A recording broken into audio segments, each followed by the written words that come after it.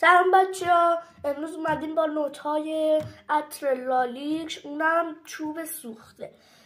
بوی جنگل تاریک میده، مثلا میری توی جنگل تاریک، بارون اومده و چوبای سوخته نمدار شده، ریش ریش شده اینجوری.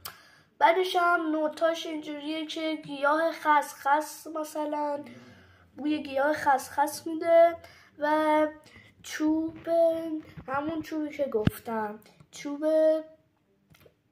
سوخته.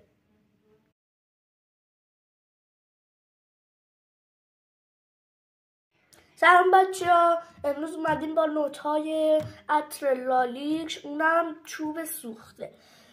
بوی جنگل تاریک میده، مثلا میری توی جنگل تاریک، بارون اومده و چوبای سوخته نمدار شده، ریش ریش شده اینجوری. بعدش هم نوتاش اینجوریه که گیاه خسخس، مثلا بوی گیاه خسخس میده و چوب، همون چوبی که گفتم، چوب سوخته.